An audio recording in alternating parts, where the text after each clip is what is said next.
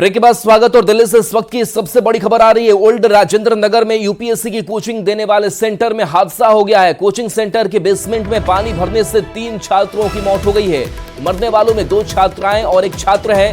Basement में भरे पानी को पंप से निकाला गया। यह हादसा देर रात हुआ है। आपको बता दें कि 22 जुलाई को पटेल नगर मेट्रो स्टेशन के पास 26 साल के सिविल सेवा की तैयारी कर रहे यूपी के छात्र की करंट लगने से मौत हो गई थी।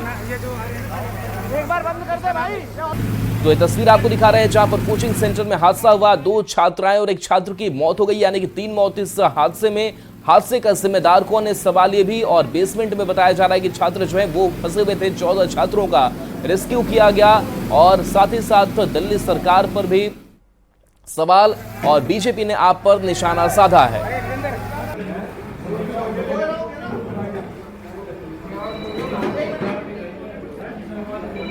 तो राजेंद्र नगर दिल्ली की तस्वीर आपको दिखा रहे हैं जहां पर देखिए कैसे बेसमेंट में पानी भरा हुआ है और इस पानी को निकालने की कई घंटों तक कोशिश होती रही। उसके बाद से इस पानी को यहां से निकाला गया। करंट लगने से 3 छात्रों की मौत हो गई। मरने वालों में 2 छात्राएं और 1 छात्र की मौत हुई है। ये तस्वीर भी आपको दिखा रहे हैं जहां पर देखिए इस हादसे के बाद से गुस्सा भी नजर आया है।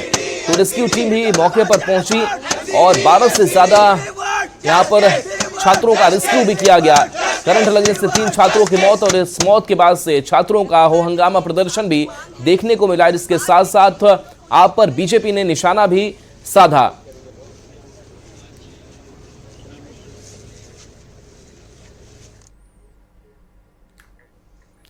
पूर्णिया के तनिष्क ज्वेलर्स में शुक्रवार को दिन दहाड़े 3 करोड़ 70 लाख रुपए की ज्वेलरी की डकैती हुई थी। इस मामले में पुलिस ने बड़ा खुलासा किया है। एसपी के मुताबिक 2 लोग को हिरासत में लिया गया है और उनसे पूछताछ की जा रही है। इस घटना को बंगाल के गैंग ने अंजाम दिया था और डकैती के बाद अपराधी ग्रामीण रास्ते और हाईवा होते हुए बंगाल भाग गए हैं। उनका मालदा तक का लिंक मिला है। अपराधियों ने बेलोरी के पास खेत में शर्ट जलाई थी। वहां से एक जूते का पैकेट भी मिला है। इसके साथ ही उनके मोबाइल का भी लोकेशन मिला है। घटना की जांच के लिए 5 टीम का गठन किया गया है जो जांच कर रही है और एसटीएफ एडीजी भी जांच में जुटे हुए हैं। उन्होंने कहा कि डकैती के लाइनर लोकल ही हैं। पूरे मामले के जल्द खुलासे का उन्होंने दावा किया है। तनिष्क ज्वेलर्स में जो लूट हुई थी, डकैती हुई थी, उस घटना में अभी हम लोगों को के द्वारा जो है वो कुछ अपराधियों को चिन्हित किया गया है और साथ ही साथ उन पर लगातार काम भी हो रहा है। 2 लोगों को डिटेन भी किया गया है और भी कई रेड्स कंडक्ट कराए गए हैं। चूँकि ये अभी तक जो तथ्य सामने आया है उसके हिसाब से ये बाहर के गैंग हैं, तो इस कारण से हमारी कई अलग अलग टीम लगातार काम कर रही है। कुल मिला के पूर्णिया पुलिस की लगभग 5 टीमें काम अलग अलग दिशा में कर रही है और साथ ही साथ एसटीएफ की भी कई टीम्स इस पे लगातार काम कर रही है। जो कुछ पुराने जिनको ट्रैक रिकॉर्ड्स रहा है उनको भी खंगाला जा रहा है। हम लोग को काफ़ी लीड्स भी मिले हैं और उस लीड्स के आधार पे एकदम ये कहा जा सकता है कि बहुत जल्द हम लोग उद्भेदन भी कर लेंगे। एलजेपीआरवी की सांसद शांभवी अपने संसदीय क्षेत्र समस्तीपुर पहुंची और शहर के प्रसिद्ध थानेश्वर मंदिर में पूजा अर्चना की। इस दौरान केंद्रीय बजट को लेकर विपक्ष के आरोपों पर पलटवार करते हुए उन्होंने कहा कि विपक्ष पूरी तरह से कंफ्यूज्ड है। पहले कहते थे कि उनके जो घटक दल हैं वो उनकी बात नहीं सुनते हैं। आज जब अलायंस की बात सुनकर बिहार के कई वर्षों की मांग को केंद्र सरकार ने पूरा किया, तब विपक्ष दबाव में आकर काम करने का आरोप लगा रहा है।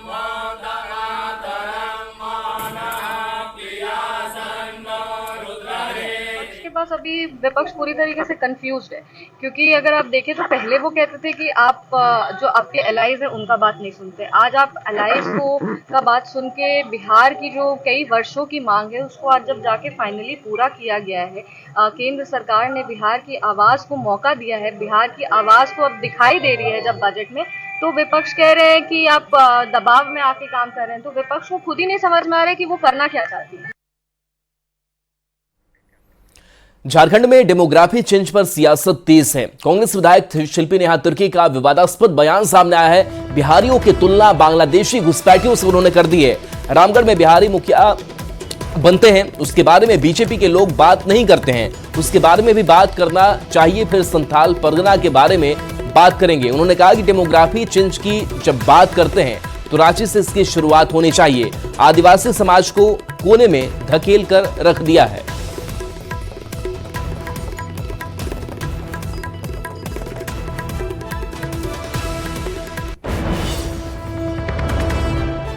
डेमोग्राफी चेंज हुआ है और यहाँ के आदिवासी मूलवासी कालीन में जैसे गंदगी को समेटा जाता है कि धूल को नीचे कालीन के नीचे ढांक दिया जाता है, उस तरह से इन लोगों ने यहाँ के आदिवासी मूलवासी को कहीं कोना खोमचा स्लम्स में ढकेल के रख दिया है। डेमोग्राफी चेंज का यहाँ क्यों नहीं बात करते? रामगढ़ में आज मुखिया कौन बनता है? बिहारी लोग बनते हैं, बिहार से आके। वो सब चीज़ें नहीं दिखती हैं इनको, उसके बारे में इनको बात करना चाहिए। उसके बाद संथाल के बारे में भी हम लोग बात करेंगे। कांग्रेस विधायक के शिल्पी नेहा तिर्की के बयान पर बवाल शुरू हो गया है। बीजेपी ने हमला बोलते हुए कहा कि जिस तरह से कांग्रेस विधायक ने अनर्गल बयान दिया है वह बहुत निंदनीय है। कांग्रेस पार्टी की यही मानसिकता है। नेहा तिर्की ने जिस तरीके से अनर्गल बयानबाजी की है, इसकी जितनी भी भर्त्सना की जाए वो कम है। कांग्रेस पार्टी के लोगों की मानसिकता कितनी संकीर्ण होती जा रही है, इनका भी दोष क्या दे। राहुल गांधी जिस तरीके से लोकसभा में अपने राजनीतिक चाल चरित्र और चेहरा को प्रकट कर रहे हैं कि हिंदू हिंसक है, तो वही परंपरा अब झारखंड में आ रही है। उसी परंपरा का अनुपालन इनके विधायक कर रहे हैं। अब बड़ा दुर्भाग्य है जिस तरीके से बिहारी समुदाय पर इन्होंने टीका टिप्पणी की है। इसी झारखंड की धरती पर यह संयुक्त बिहार का एक पार्ट था। झारखंड के सियासी गलियारे में विधानसभा चुनाव को लेकर रणनीति तेज हो गई है। साल के अंत में होने वाले चुनाव को लेकर सत्ता पक्ष और विपक्ष के बीच बयानबाजी का दौर जारी है। इस पूरे सियासी संग्राम में सबसे बड़ा सवाल मुख्यमंत्री के चेहरे को लेकर के है।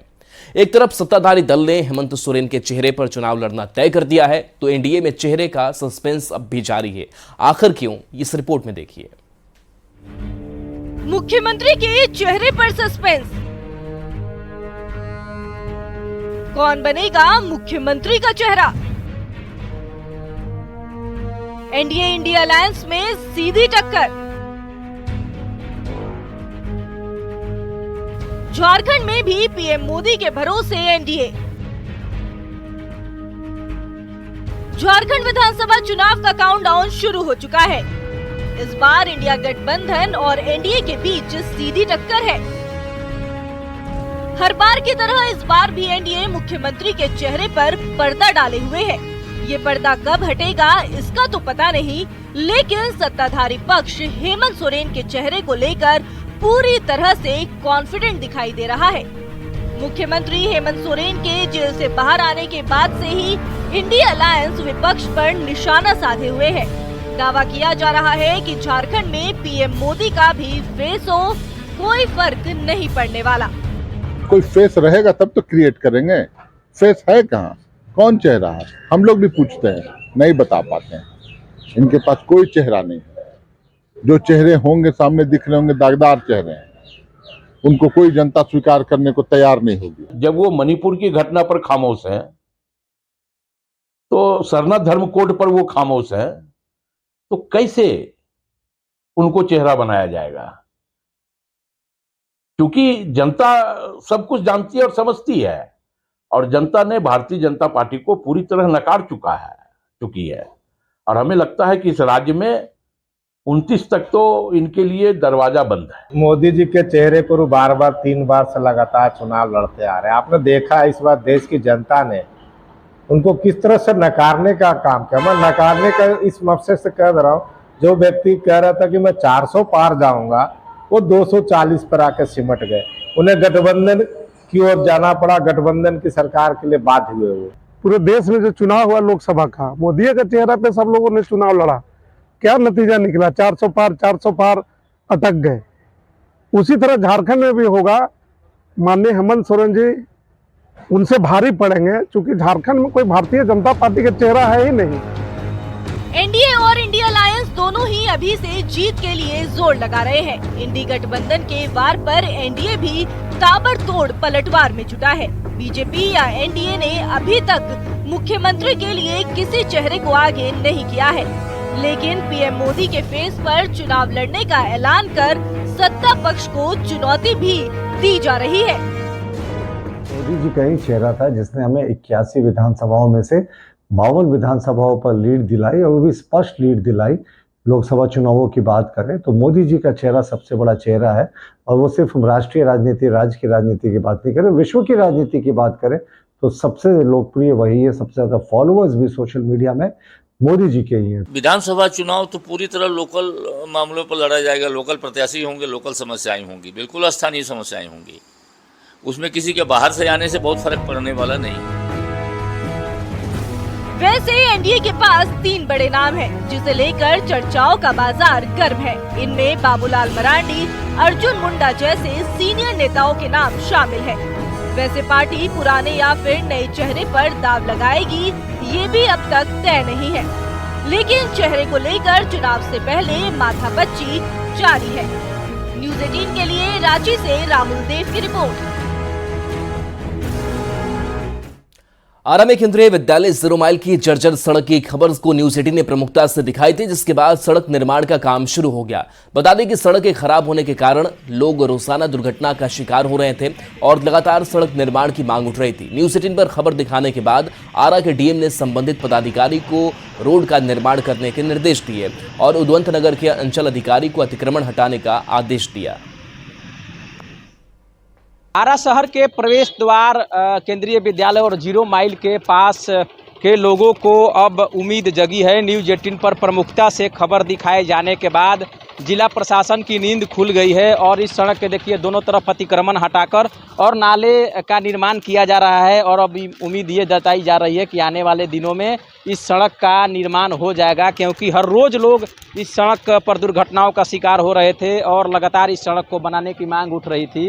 ये सड़क का निर्माण अब शुरू हो गया है। दोनों तरफ नालों के निर्माण के लिए मिट्टी को काटा जा रहा है, साथ ही गड्ढों की भी भराई का काम जारी है। बड़ी धन्यवाद आप लोगों का है न्यूज़ 18 वाले को ही कि वे मैंने जब पानी यहाँ लगता था इतना कि लगता था कि मैं रोज़ कोई मोटरसाइकिल, कोई कार, कोई ठेला वाला, कोई बस वाले की रोज़ यहाँ पर एक्सीडेंट होता था।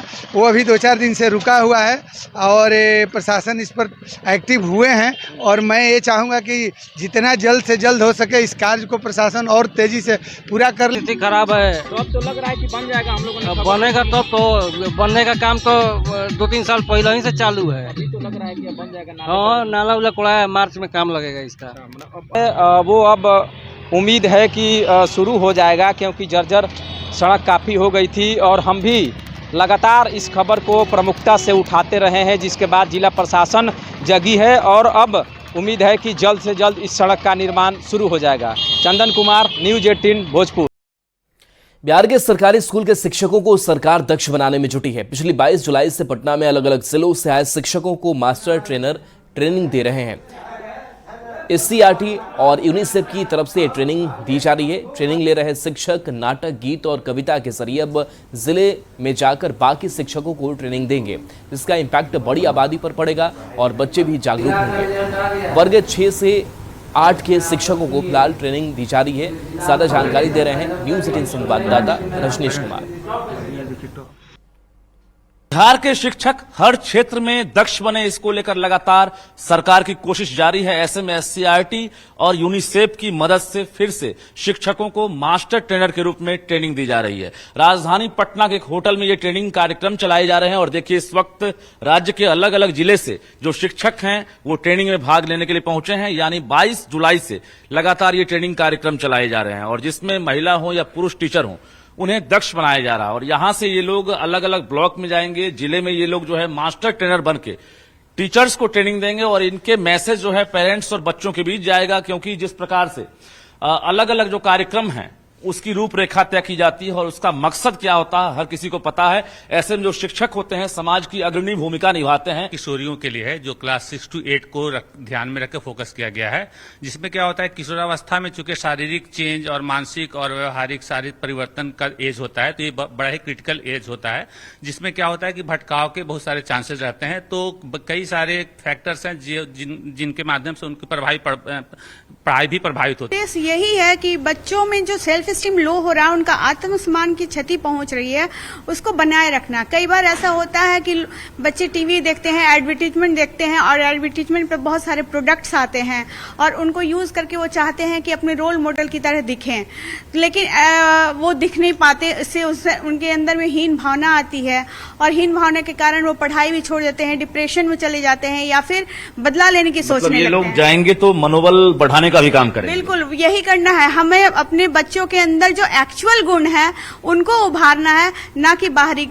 इसमें जो हमें प्रशिक्षण मिल रहा है, इस प्रशिक्षण में यह बताया जा रहा है कि हम बच्चे और बच्चियों के बीच में भेदभाव ना करें और उनके अंदर जो टैलेंट है उस टैलेंट को हम बाहर दिखाएं, उभारें, एक मोटिवेटर के तौर पे हम कार्य करें। इस प्रकार से ट्रेनिंग लेने वाले जो शिक्षक हैं वो दक्ष बन रहे हैं, यानी भाषाई पकड़ के साथ साथ जो पढ़ाई की नई तकनीक है उसका भी यहाँ पर इजाद किया जाता है। और ऐसे में ये लोग ग्रास रूट पर जाकर अलग अलग स्कूलों में जाएंगे तो बच्चों के बीच, शिक्षकों के बीच मास्टर ट्रेनर के तौर पर यूं ही अंदाज जो है अलग अलग अंदाज में पेश आएंगे और निश्चित रूप से जो समाज में फैली कुरीतियां हैं उसे भी दूर करने का काम करेंगे और साथ में पढ़ाने का जो नया तरीका है उसका भी इजाद करेंगे।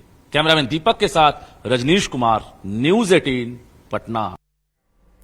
पटना के पिपरा और शेखपुरा इलाके में अपराधियों ने शुक्रवार की रात जमकर तांडव मचाया। अपराधियों ने 3 लोगों को गोली मारी जिसमें एक की मौत हो गई। घटना के बाद से इलाके में हालात तनावपूर्ण है।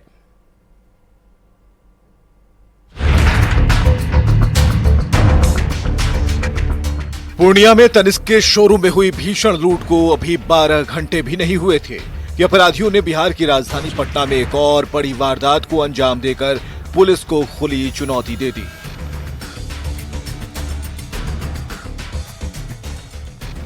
सीसीटीवी में कैद इन तस्वीरों को देखिए कैसे बिहार की राजधानी पटना में ये बदमाश हाथ में हथियार लेकर बेखौफ घूम रहे हैं।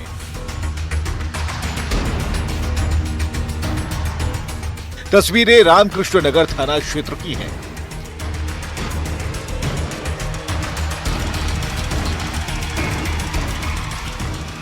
सीसीटीवी में दिख रहे इन बेअंदाज बदमाशों ने शुक्रवार की रात पिपरा और शेखपुरा इलाके में जमकर तांडव मचाया।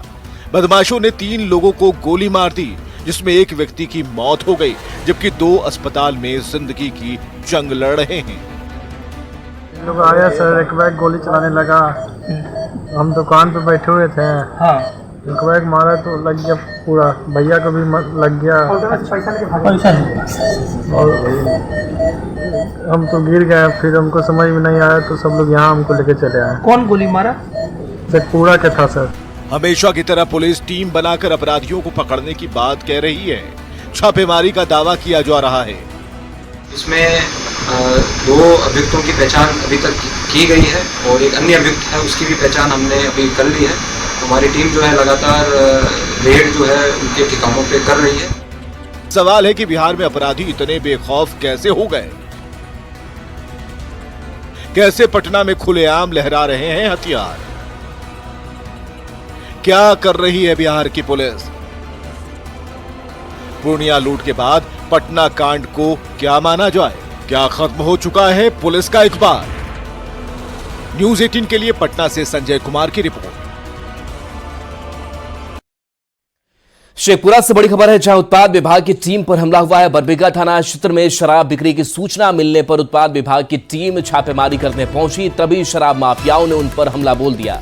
3 पुलिसकर्मी की शराब माफियाओं ने पिटाई भी की है। घायल तीनों पुलिसकर्मी को इलाज के लिए अस्पताल में भर्ती करवाया गया है। पुलिस ने एक आरोपी को गिरफ्तार किया है। तो ये तस्वीर आपको दिखा रहे हैं जहां उत्पाद विभाग की टीम पर हमला किया गया है। ये तस्वीर है जहां शराब की सूचना पर टीम पहुंची हुई थी, उन पर हमला किया गया। उत्पाद विभाग की टीम छापेमारी करने पहुंची, तभी शराब माफियाओं ने उन पर हमला बोल दिया। 3 पुलिसकर्मी की शराब माफियाओं ने पिटाई कर दी। घायल तीनों पुलिसकर्मी को इलाज के लिए अस्पताल में भर्ती कराया गया है। पुलिस ने एक आरोपी को गिरफ्तार भी किया है।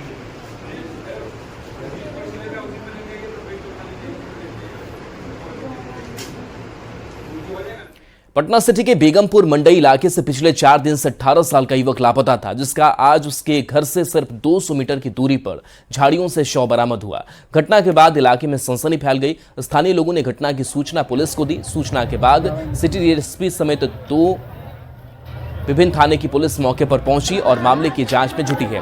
घटना के बाद डॉग स्क्वाड और एफएसएल की टीम भी मौके पर पहुंची। पुलिस ने शव को कब्जे में लेकर पोस्टमार्टम के लिए भेजा है। जानकारी के मुताबिक घटनास्थल से नमक भी बरामद हुआ है। ऐसे में पुलिस शव को गलाए जाने की आशंका जता रही है। दरोगी के बेटा लब्बा पुतो कर ले गेला न्योता खाए लगी। उसके बाद टेम्पू से फिर हमार बेटा घरे ना आया लगे भाई। बताया जा रहा है जसवीर पासवान है और अभी डॉग स्क्वाड जो है यहाँ पे मौके वारदात पर पहुंची थी और अभी एफएसएल की टीम भी जो है अभी तुरंत यहाँ पे पहुंच जाएगी और घटना का जो मूल कारण है उसके लिए हम लोग तफ्तीश जो है अभी स्टार्ट हो गया है और हमारी जो टेक्निकल टीम है वो भी यहाँ पे डाइट हंड्रेड। और चलिए न्यूज़ 18 बिहार झारखंड पर खबरें आपके लिए लगातार जारी हैं।